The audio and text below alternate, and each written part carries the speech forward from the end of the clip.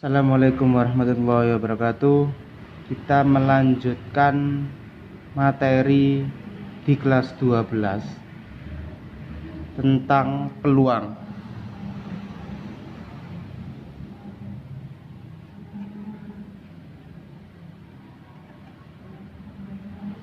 Dalam materi peluang ini nanti pertama kali kita akan mengenalkan yaitu kaidah pencacahan. Sebelum saya masuk ke materi kaidah pencacahan, dari materi peluang kalian bisa melihat sangat banyak aplikasi materi peluang di dalam kehidupan sehari-hari.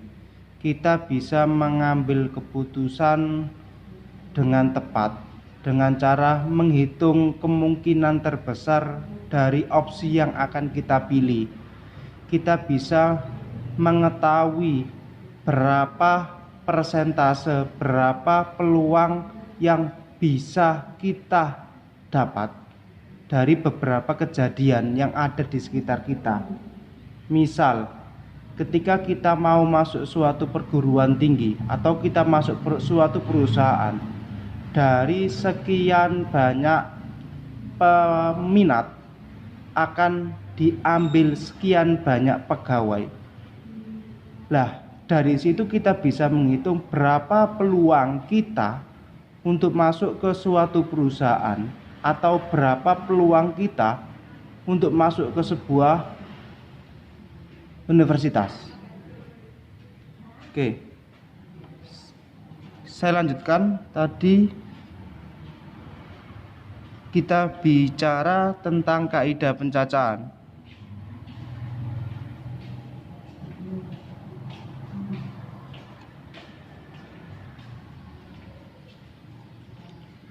Dalam kaidah pencacahan itu sendiri didefinisikan sebagai suatu cara untuk menghitung semua kemungkinan yang dapat terjadi dalam suatu percobaan.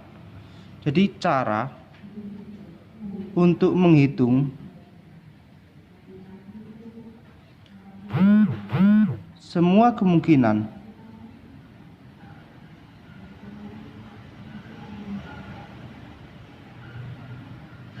dalam suatu percobaan.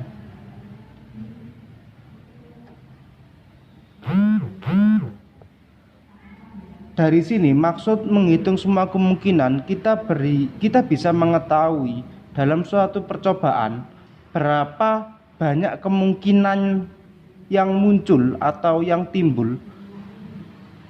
Kita bisa memprediksikan di sini. Untuk mengetahuinya ada beberapa cara.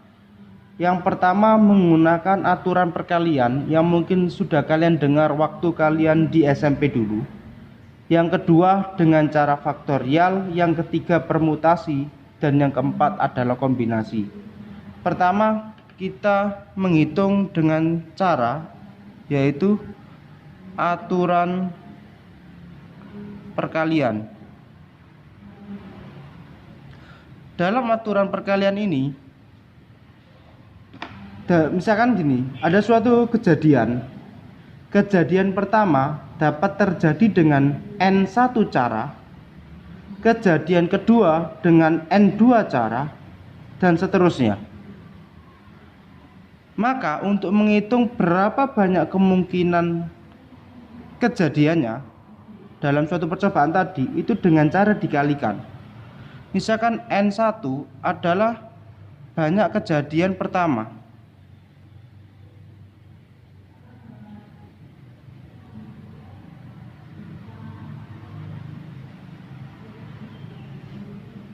N2 adalah banyak kejadian kedua, N3 dan seterusnya.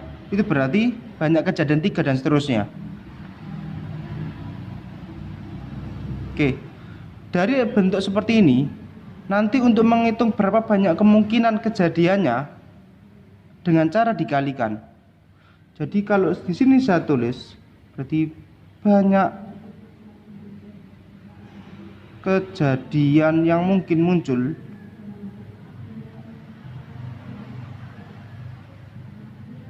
itu dengan cara N1 dikalikan N2 dikalikan N3 dan seterusnya.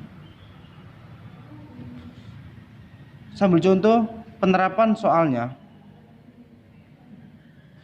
Di soal di SMP dulu sering ketemu soal seperti ini.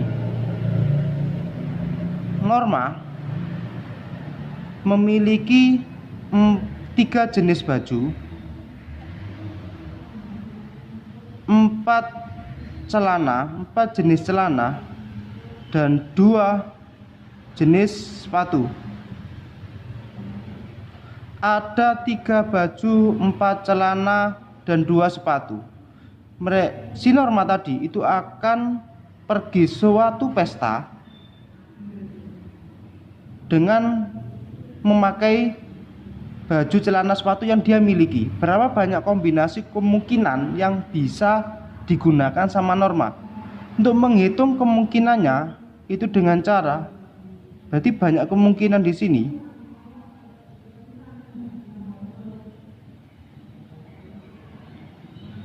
Yaitu 3 kali 4 kali 2. Contohnya seperti ini. Ada baju dengan warna hijau, biru, merah. Celana dia dengan warna hijau, biru, merah, coklat. Sepatu dia memiliki sepatu warna putih dan warna hitam atau hijau.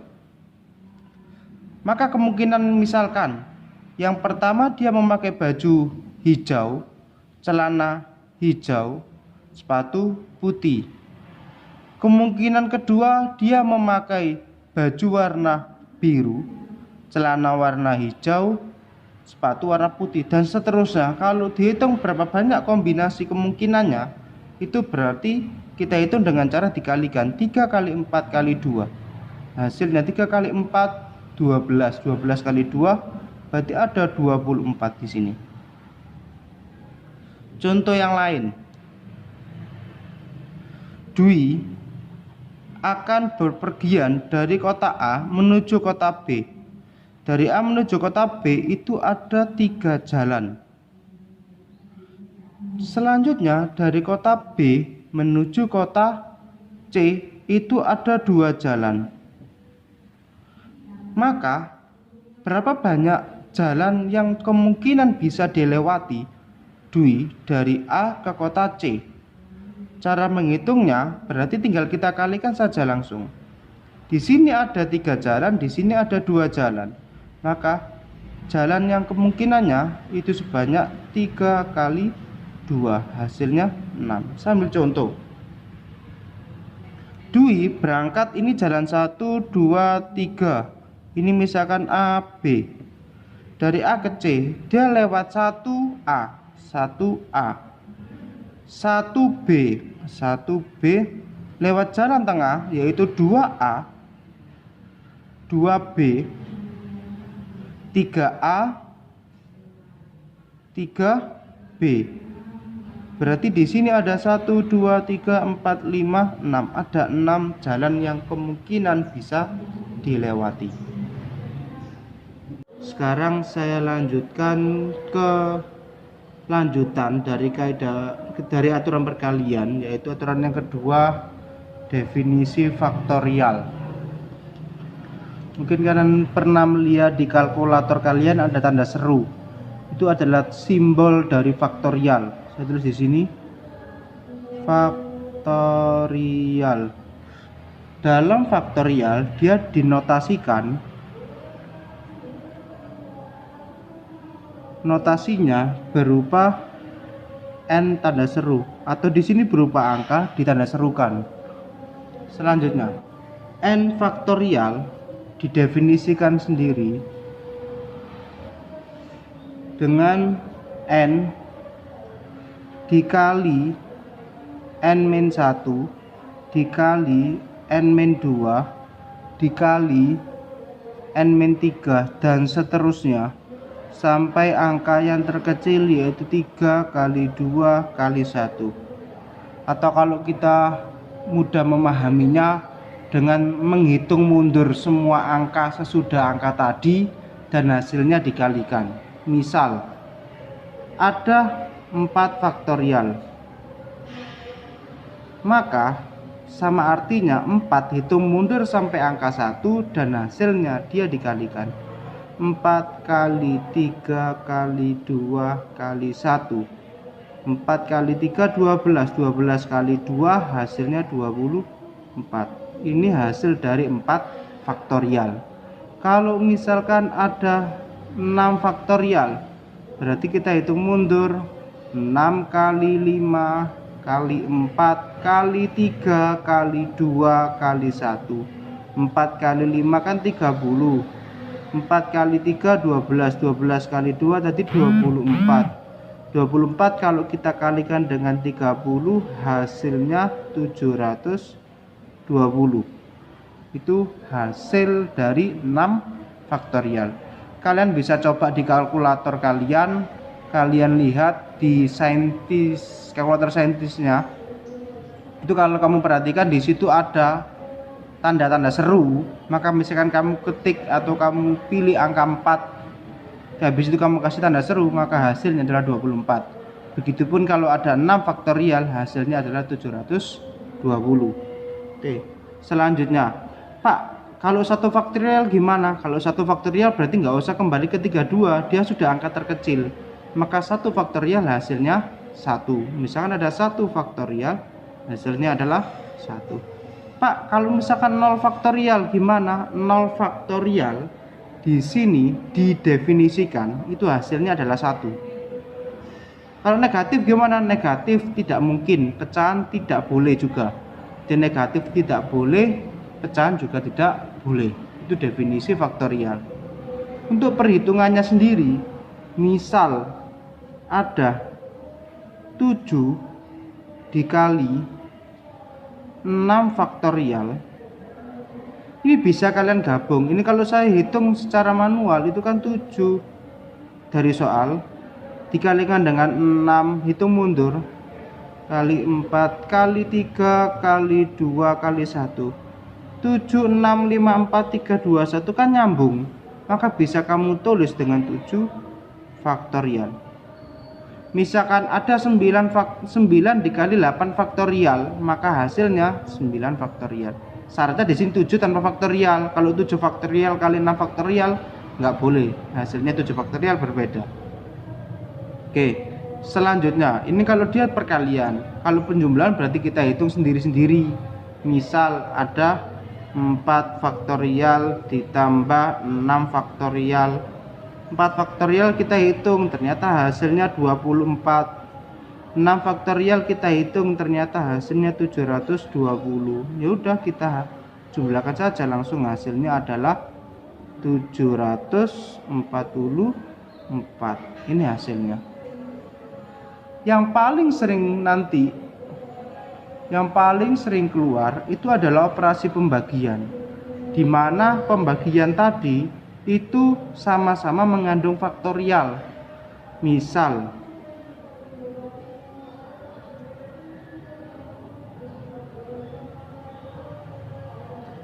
kalau ada soal 6 faktorial dibagi 4 faktorial, kalau kita perhatikan di jabaran tadi itu kan hasilnya 6 kali 5 kali 4 kali 3 kali 2 kali 1. Yang bawah itu hasilnya 4 kali 3 kali 2 kali 1.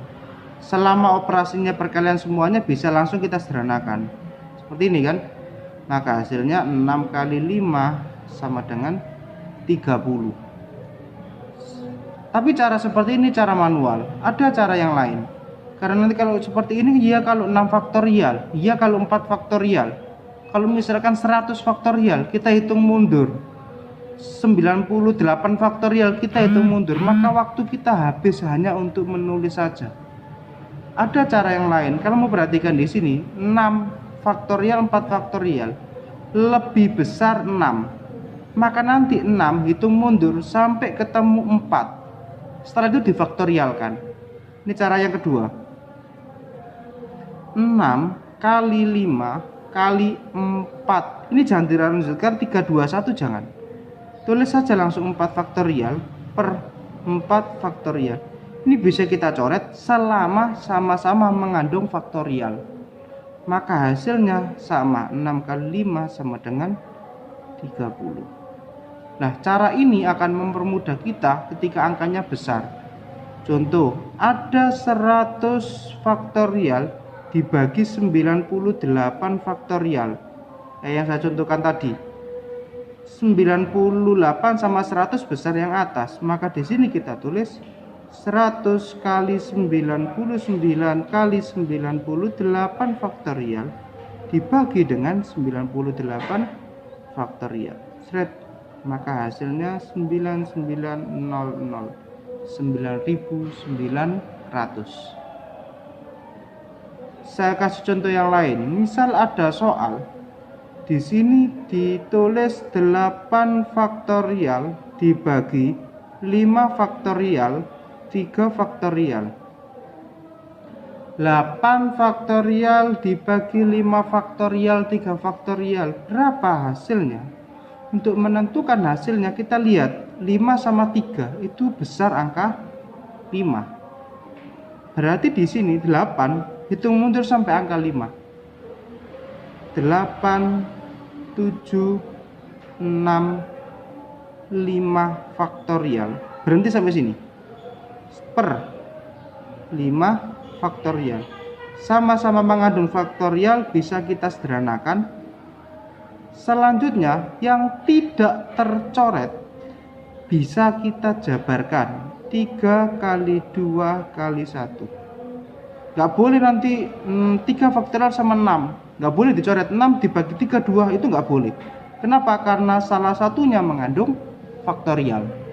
Maka di sini kalau kita menentukan hasilnya 8 kali 7 kali 6 per 3 kali 2 kali 1. Ini kan hasilnya berapa? 6 kan? Maka ini bisa kita sederhanakan dengan ini. Sudah hasilnya 8 kali 7 yaitu 56. Ini adalah hasilnya. Begitu nanti tumpuk 4 tumpuk 5 pun enggak masalah karena konsepnya sama. Ya udah, saya akhiri. Assalamualaikum warahmatullahi wabarakatuh.